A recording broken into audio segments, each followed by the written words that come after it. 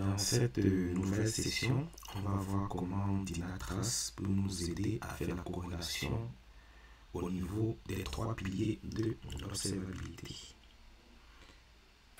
Donc, si j'ouvre par exemple l'application Service et que je prends par exemple ce service lambda de AWS, donc bien évidemment lorsque je me déplace, donc je vois qu'ici j'ai un encadré qui me donne par exemple les performances de l'application.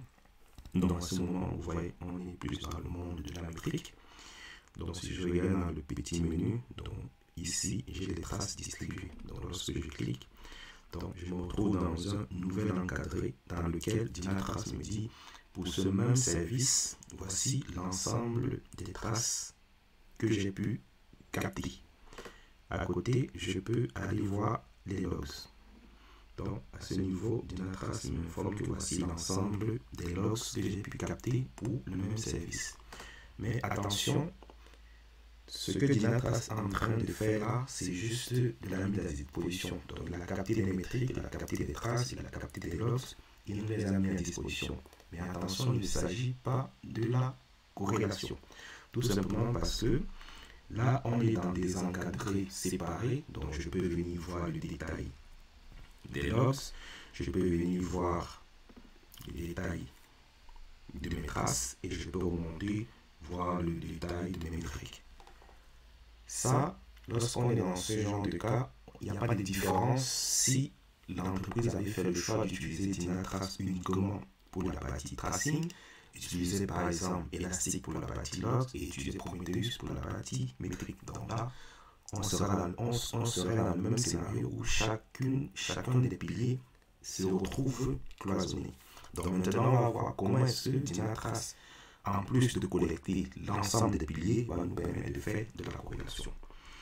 Donc si je reviens par exemple sur la partie logs et que je choisis de manière aléatoire une ligne de logs, donc lorsque je la déroule, bien évidemment, je peux avoir des informations sur l'ensemble des logs. Et donc, c'est à ce moment que Dynatrace nous aide à faire la corrélation. Vous voyez, à ce niveau, Dynatrace me dit, j'ai capté ces lignes de logs, mais si vous voulez voir la trace associée à ces lignes de logs, vous avez ce bouton. Et c'est à ce moment qu'on fait de la corrélation. Donc, au sein de la même plateforme, on est en train de switcher du monde des logs vers le monde de la trace. Et donc là, on est en train de voir la trace qui est associée à un fichier de logs.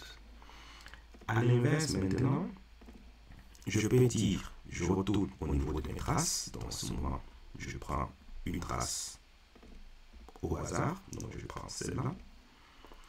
Bien évidemment, lorsque je la déroule, je peux avoir un complément d'information. Et donc si j'ai décidé d'ouvrir ma trace, donc je ouvre une trace de manière aléatoire, et donc je peux voir les appels que font la trace en question, et donc du coup à partir des traces, j'ai aussi le bouton qui me permet de basculer vers les logs qui ont généré ces traces. Bon, bien évidemment, vous voyez, on a basculé l'application, mais pour permettre cette corrélation, Dynatrace lors de la bascule nous donne une requête qu'on verra plus tard, qui nous permet de retrouver la trace, de retrouver la logs qui est associée à notre trace. Et donc, c'est à partir de cet échange entre les différents piliers qu'on peut parler de corrélation.